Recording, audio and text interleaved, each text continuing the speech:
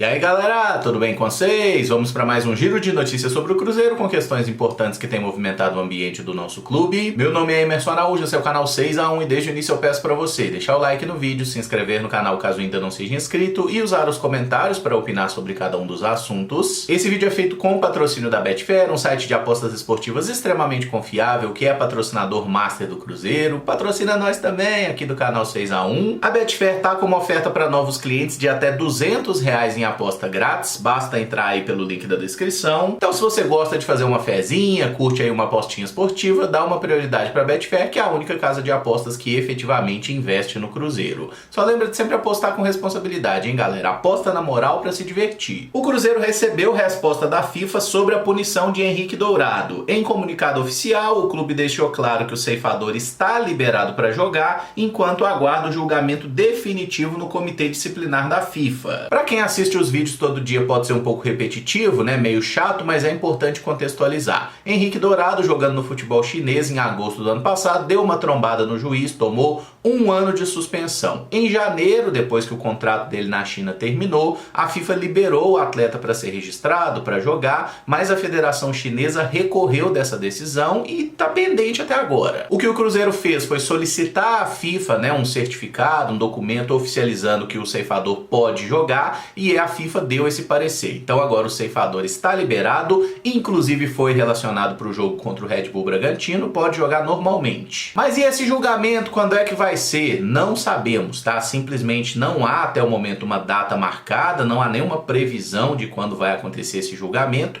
Como ele começou a cumprir a punição em agosto, a gente já tá no final de abril, tem aí 8 meses que o cara tá sem jogar, eu acho que tá bom, né? Não precisa também estender ainda mais a punição do jogador, até porque já é um cara veterano também, já tá numa reta final de carreira. Acho que a tendência maior é que, tendo o julgamento, o jogador seja liberado. Mas independente do resultado desse julgamento, enquanto não chega a data, ele tá liberado e pode jogar pelo Cruzeiro. Com a presença do ceifador, o técnico Pepa relacionou 24 jogadores, o que é certeza que ao menos um desses atletas vai ser cortado e não ficará no banco. O Lucas Oliveira era uma ausência certa, suspenso por ter sido expulso contra o Grêmio. E aí no campinho fica mais fácil entender os 24 atletas disponíveis, né? 3 goleiros, Rafael Cabral, Anderson e Gabriel Mesquita. Pra zaga, Neres, Luciano, Castanho e o Reinaldo. Matheus Jussa também pode jogar por aqui. Pra lateral direita, William e Igor Formiga. Pra lateral esquerda, Marlon e Kaique. Meio campistas, Richard Machado, Ramiro, Neto Moura e Matheus Vital. Daniel Júnior, Nicão, Rafael Bilu, Bruno Rodrigues, Stênio e Wesley são alternativa para as pontas. Henrique Dourado e Gilberto, os atacantes. Você deve ter sentido falta do Alisson nessa lista. Ele não foi relacionado para a partida porque, segundo o comunicado do Cruzeiro, ele sentiu um incômodo no joelho direito. O clube não deixou claro se é uma lesão, algo mais grave, mas parece que deve ter tomado uma pancada, é só um incômodo, não vai para o jogo. Tomara que muito em breve o Alisson já volte a ser relacionado e jogue. Eu acho ele um jogador muito interessante. A volta do Reinaldo à lista de relacionados já era esperada, justamente pela suspensão do Lucas Oliveira, mas a nossa zaga deve ser formada por Neres pela direita, Luciano Castanho na esquerda, o Reinaldo sendo opção de banco. E a outra novidade é a presença do Gabriel Mesquita, que é o terceiro goleiro. Aí eu não sei se ele tá indo pro jogo porque um dos nossos 2 goleiros sentiu alguma coisa, né? O Rafael Cabral ou o Anderson talvez sejam dúvida, estejam com algum incômodo, o Cruzeiro levou o terceiro goleiro, ou se é simplesmente uma questão de zica, né? Porque enquanto o Gabriel Mesquita esteve emprestado no Água Santa,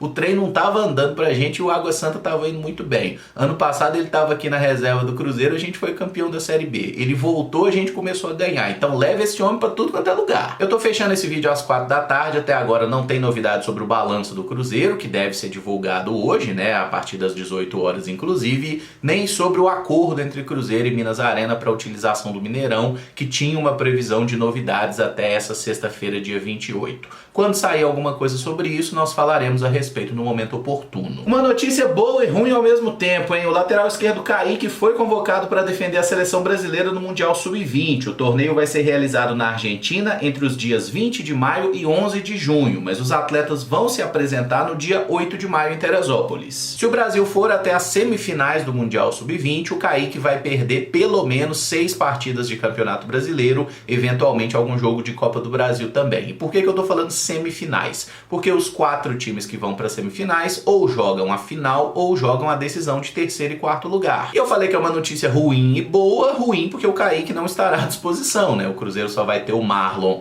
como lateral esquerdo, e aí precisando eventualmente, acho que o Matheus Jussa é o principal candidato a quebrar um galho por ali, embora o Reinaldo também já tenha jogado como lateral esquerdo na carreira. Mas é uma ótima notícia o Kaique estar convocado para a seleção. O Mundial Sub-20 é um campeonato que o mundo todo vê, né? É um campeonato bem legal, inclusive. Vai ser na Argentina, que também é um país que tem uma cultura futebolística interessante. Tomara que tenha bons públicos. Que o Brasil faça um bom papel, né? Até porque o Kaique provavelmente será o titular. O Patrick, que foi o lateral mais vezes titular no Sul-Americano, ele não vai para o Mundial. Imagino que o São Paulo não liberou. E os outros laterais que o Ramon Menezes convocou são laterais direitos, né? Tanto o Arthur do América quanto o André, jogador do Bahia. Não tem outro lateral esquerdo, então provavelmente o nosso menino Kaique vai ter oportunidade de jogar, de ter sequência, de se valorizar. Tomara que ele faça um grande Mundial, de preferência que a seleção ganhe. Enquanto ele tá fora, a gente se vira com as outras opções. E só fazer a menção para os outros jogadores do Cruzeiro que foram para o Sul-Americano e infelizmente não foram para o Mundial, né? O Everton lesionado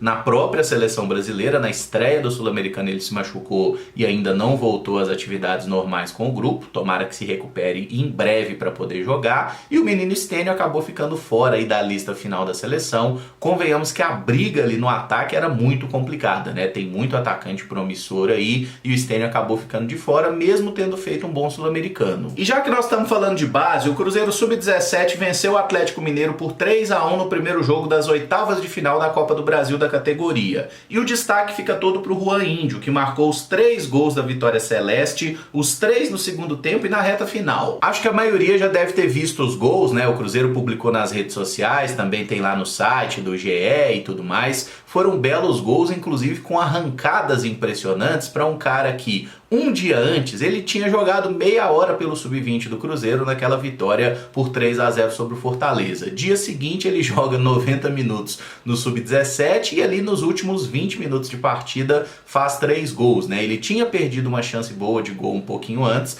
mas depois, irmão, atropelou, né? O primeiro gol, uma finalização mascada, a bola entrou chorando. Os outros 2 ele passou atropelando a marcação do rival, finalizando com muita categoria. Quem acompanhou o Camisa de Força, a gente já falou um pouquinho sobre ele, mas acho importante trazer para o vídeo de notícias também, porque é um garoto extremamente promissor, né? No Sub-17 ele tá realmente sobrando na turma, porque fisicamente ele tem força, tem velocidade, e realmente me espantou as arrancadas que ele deu na reta final do jogo ontem, fazendo gols muito bonitos, né? E assim, é um moleque de 16 anos que já tem mais de 1,90 m.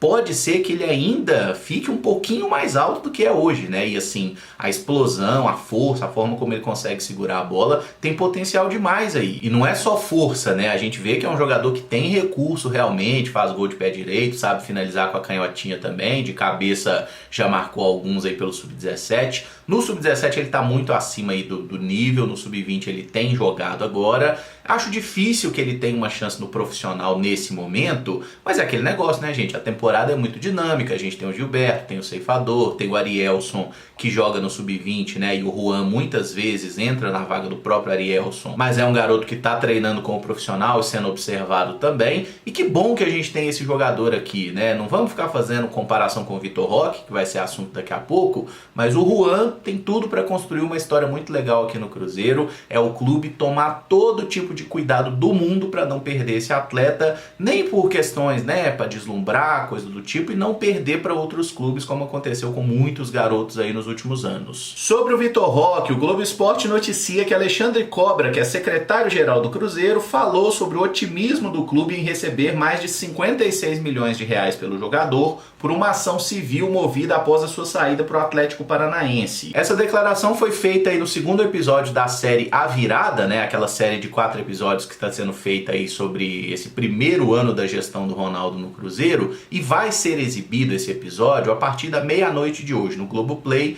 e vai passar também no Sport TV. Então, nesse momento não tem como dizer exatamente o que é que o camarada fez, mas o pessoal do Globo Esporte já fez uma matéria sobre isso, dando alguns detalhes, e esses 56 milhões são referentes à ação que o Cruzeiro entrou na Câmara Nacional de Resolução e Disputas da CBF, ou seja, é uma ação diferente daquela multa que o pessoal do Atlético Paranaense depositou, né, 24 milhões de reais, que o Cruzeiro inclusive recorreu tentando aumentar esses 24 para 27 milhões. Além disso, tem esses 56 milhões, são ações diferentes, e o que não ficou claro para mim é se esses 56 milhões seriam totalmente para o Cruzeiro ou se eles também seriam divididos entre todos os clubes que tem um percentual do jogador. O Cruzeiro parece que tem 50% do Vitor Roque, eu falo parece, porque tem lugar que fala 50, tem lugar que fala 45, enfim, mas o Cruzeiro tem aí aproximadamente a metade do passe do jogador, o América tem uma fatia e o próprio Vitor Roque também tem um percentual. Se for 56 milhões de reais para o Cruzeiro, maravilha, isso aí é 10 milhões de euros, né? Seria um valor até mais adequado para o nível do jogador que a gente perdeu, inclusive seria um valor baixo pelo nível do atleta que o Vitor Roque pode ser. Mas se for para dividir também, se for 5 milhões de euros a mais, já é alguma coisa. E o Cruzeiro tá muito otimista em receber essa grana, porque no momento que eles viram, né, que ia dar errado, que o André Cury não estava mais respondendo os contatos, não estava interessado em renovar o contrato do atleta, o Cruzeiro protocolou uma proposta de renovação na Federação Mineira de Futebol, e esse é um dispositivo da Lei Pelé. Se o clube formador do atleta, o clube que tem esse contrato, protocola lá o pedido de renovação contratual e mesmo assim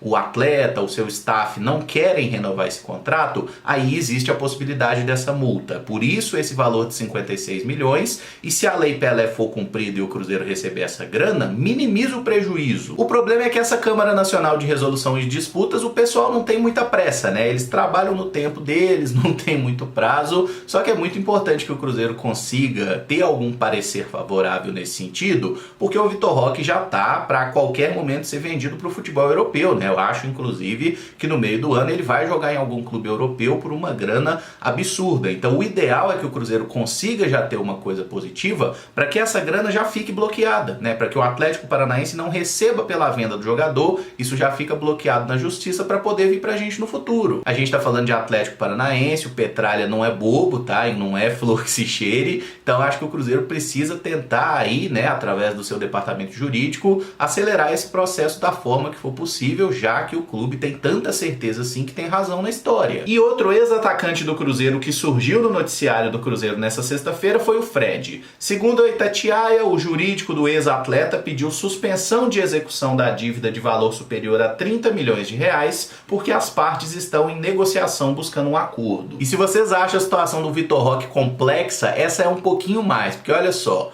o Atlético Mineiro estava devendo o Fred. Aí o Fred rescindiu com o Atlético, ficou com a multa. Veio para o Cruzeiro, passou a gerar aquela multa de 10 milhões de reais, porque o Atlético colocou no contrato de rescisão que o Fred não poderia vir para o Cruzeiro. Aí o pessoal do Cruzeiro, aqueles gênios, né, Wagner e Itair, colocaram lá, assinaram que o Cruzeiro seria solidário ao pagamento dessa multa ao Fred. E nesse momento o Cruzeiro tem também dívida trabalhista com o Fred, envolvendo salários atrasados, outros direitos trabalhistas, e depois teve um acordo que o Cruzeiro fez com o Fred que também não foi cumprido. O fato relevante é que foi pedida a suspensão de qualquer execução nesse momento, né, sinal de que os advogados estão conversando, e o Fred é uma peça estratégica também nesse processo de renegociação de dívida do Cruzeiro, justamente porque o valor é muito alto, né? O Fred é o maior credor pessoa física, digamos assim, valor superior a 30 milhões de reais. Então, independente das raivas que o cara fez em campo, a gente tem que entender que agora é também uma peça